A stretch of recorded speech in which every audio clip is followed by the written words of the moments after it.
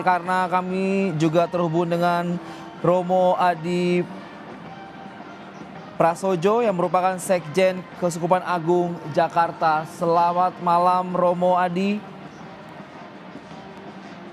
Selamat malam waktu Indonesia.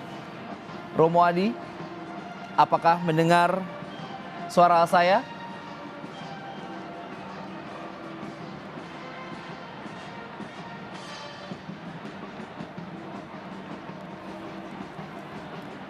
Romo Adi, boleh dibantu untuk unmute audionya karena kita terhubung dengan Zoom dengan Romo Adi Prasojo yang merupakan Sekjen Keuskupan Agung Jakarta. Halo.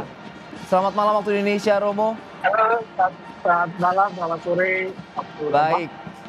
Bagaimana kondisi di sana yang Anda pantau terkait Paus Leo ke-14 yang memberi pesan perdamaian? Kebetulan kami tadi sudah di lapangan menunggu, tiba-tiba asap putih sudah keluar. Saya kira ini seperti yang diramalkan Kardinal Suarez bahwa konklaf akan berlangsung cepat. Dan meskipun Paus Leo bukan termasuk calon favorit, tapi kami juga ini menjadi calon yang di dalam sakunya Paus Fransiskus. Beliau juga termasuk progresif dan menarik. Beliau mengambil nama Paus Leo ke-14. Kita tahu Paus Leo ke-13 pada awal abad ini membuat dokumen yang sangat fundamental bagi gereja, khususnya gereja di dalam dunia, yaitu Rerum Novarum. Disitulah pertama kali dalam sosial gereja di gereja. Jadi kita bisa berharap, punya harapan banyak pada Paus Leo ke-14 ini untuk meneruskan keadilan gereja, terutama bagi mereka yang miskin, para pengungsi, mereka yang tersingkirkan dalam masyarakat, dan sebagainya. Romo, tadi dalam sambutan awal dan juga pesan perdamaian yang disampaikan oleh Paus Leo, ada istilah-istilah La Pace yang berarti perdamaian untuk dunia. Bisa dijelaskan lebih spesifik lagi, apa makna tersirat yang ingin disampaikan oleh Paus Leo?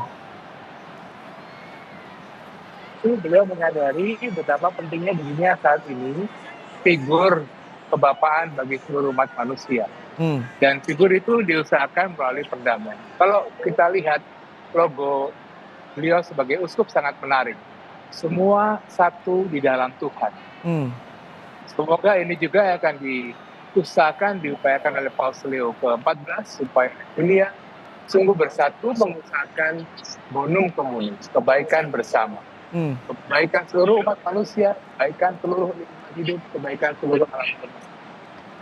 Dan pengalaman Paus Leo bekerja, bermisi di negara Peru, yang melalui krisis pada zaman itu, rasanya bisa kita andalkan Paus Leo untuk bisa memimpin gereja di masa mendatang. Tadi kita sempat juga saya mengartikan sedikit-sedikit terkait gereja sebagai jembatan untuk masyarakat dunia. Hal tersebut apa yang bisa disampaikan oleh Romo?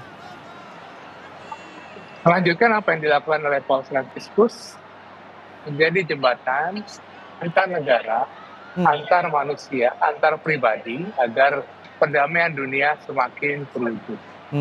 Dan itu rupanya juga menjadi semangat besar. Karena kalau boleh dikategorikan, Paus Leo ini termasuk Paus yang memiliki semangat terbuka, semangat moderat, liberal, juga mungkin bisa dikatakan cukup progresif. Dan rasanya dunia saat ini sangat membutuhkan figur sebagai beliau, figur beliau satu dan dunia. Romo, kita boleh bercerita beberapa hari sebelum akhirnya Paus Leo ini muncul di depan publik bahwa Romo Adi bersama rombongan Keuskupan Agung Jakarta tiba di Vatikan. Adakah cerita-cerita menarik sendiri terkait jelang-jelang sidang konklav kemarin? Boleh cerita, Romo? Ya, kami mendampingi Bapak Kardinal persiapan sampai masuk ke Santa Marta, Mhm. lanjutkan proses transfer. Hmm. Itu dia sudah mengatakan, ayo kita tidak salah mengalah kita kembali ke belakang.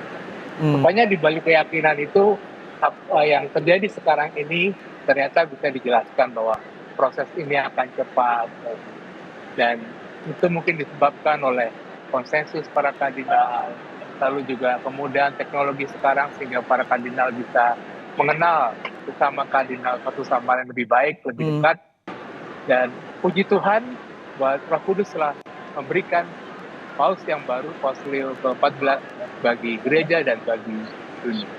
Hmm.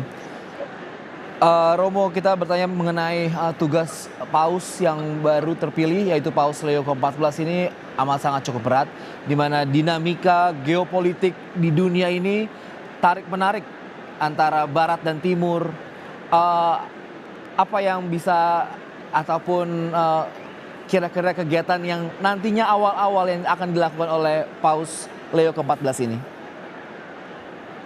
Kita belum tahu semua, kita menunggu dengan penuh harapan tindakan kebijakan yang akan diluncurkan oleh Paus Leo ke-14. Tapi kita boleh yakin dari pengalaman beliau sebagai uskup Gila, memimpin satu distri departemen penting dan memimpin para uskup dari Amerika Latin. Pengalaman beliau di Peru, beliau saya kira sangat pasif dalam membaca analisa sosial, ekonomi dan politik. Beliau paham betul krisis dunia macam apa yang sedang berlangsung saat ini. Dan justru itulah kita membutuhkan gembala, membutuhkan bapak, membutuhkan figur bapak yang bisa merangkul semua umat manusia di atas segala perbedaan, di atas segala agama, di atas segala bangsa, nasionalisme, tapi untuk kepentingan sebagai bangsa manusia. Romo, kita tahu bahwa selama jelang sidang konklav ini banyak kandidat-kandidat yang diglorifikasikan seperti itu. Salah satunya dari kawasan Asia Tenggara itu dari Filipina seperti itu. Dan justru yang terpilih adalah dari yang tidak menjadi kandidat yang digembar-gemborkan di sosial media. Tanggapan ataupun respon dari Romo sendiri seperti apa? Itulah aspek misteri dari penyelenggaraan konklav ini di bawah penyelenggaraan ilahi. Kita tidak pernah bisa tahu apa yang Roh Kudus berikan kepada para kardinal sehingga diputuskan Paus Leo ke-14. Tapi kalau kita baca dalam perjalanan sejarah bahwa Paus Franciscus telah melakukan melakukan semacam gebrakan dengan memperbanyak kardinal-kardinal non-Eropa. Awalnya pertanyaannya ini kardinal dari Eropa atau non-Eropa yang terpilih.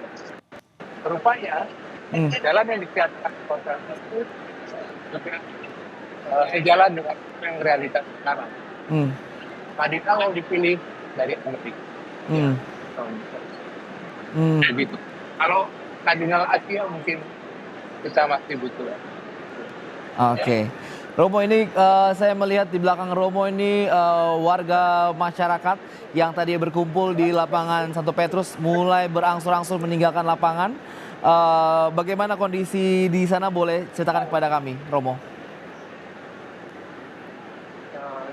Ketika putih keluar, itu semua orang berbondong-bondong masuk ke dalam Basilika Santo Petrus dan sangat antusias. Meskipun ada banyak keamanan pos kamar yang mesti dilalui.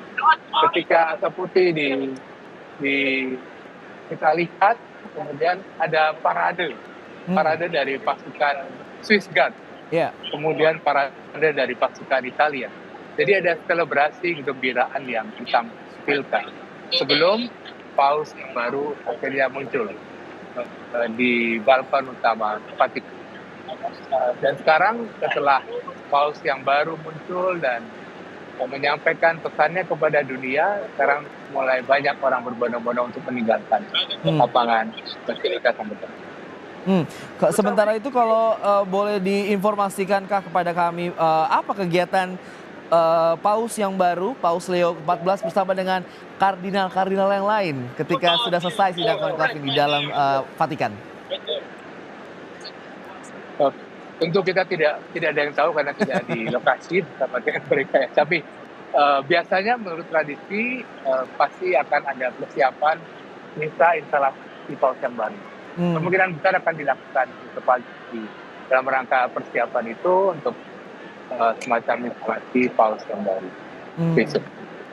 Oke, berarti sehabis ini yang sedang berlangsung para kardinal dan juga Paus Leo ke-14 yang baru terpilih ini, mereka sedang berdialog dan juga mempersiapkan misa pertama seperti itu ya, Romo?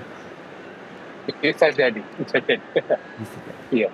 Tapi kita semua bergembira, puji Tuhan, karena Roh Kudus telah memilihkan Paus yang baru untuk gereja dan dunia.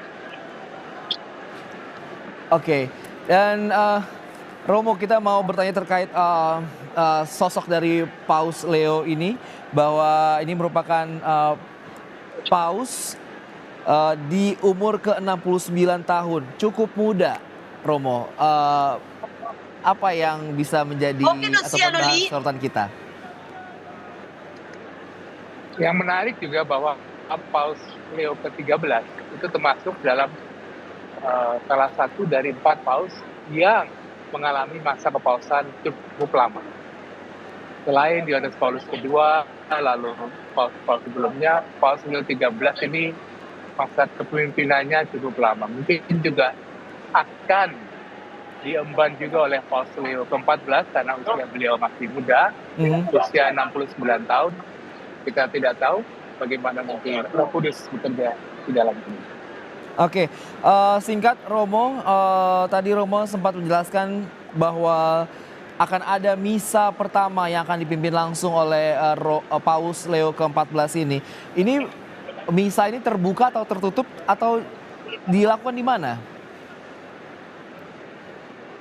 Pasti dilakukan di Basilika Petrus, entah di Basilikanya atau di lapangannya. Kita masih menunggu informasi dari kepausan.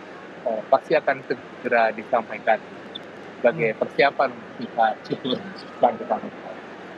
Oke, kalau berkaca dari sidang konklaf dan juga hasil sidang dan serta paus yang baru terpilih juga akan pasti mengadakan misa pertama.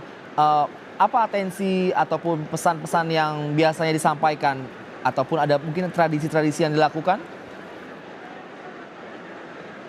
Pasti Paus akan menyampaikan pesan kepada gereja dan dunia pada khotbah dan juga pada berkatnya nanti. Kita nantikan saja bersama apa yang menjadi pesan beliau. Baik, Romo boleh kembali disampaikan secara terperinci dan juga spesifik isi pesan dari ataupun sambutan yang disampaikan oleh Paus Leo ke-14 tadi. Paus Leo ke-14 mengajak agar kita mohon karunia Roh Kudus bagi gereja dan bagi dunia. Semua dari umat Kristiani dipanggil untuk menjadi pembawa damai, bersatu membawa damai, berusaha untuk menjadi jembatan di mana segala sekat diatasi, segala tembok diruntuhkan untuk menyatukan dunia demi kesejahteraan bersama, demi bonum commun. Kurang lebih itu. Baik, itu tadi hal yang disampaikan oleh Romo Adi terkait pesan perdamaian yang disampaikan oleh Paus Leo ke-14 mengenai pendahulunya yaitu Paus Fransiskus dan juga pesan perdamaian dan meminta gereja menjadi jembatan bagi masyarakat dunia yang juga harus berdampak baik bagi semuanya.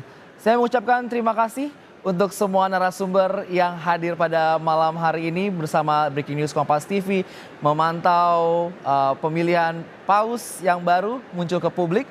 Ada Romo Iwan yang langsung dari Vatikan dan juga Romo Adi yang juga memantau secara langsung dari lapangan Santo Petrus. Terima kasih Romo untuk informasi dan juga berbagai hal dalam kami di sini di Breaking News Kompas TV. Terima kasih.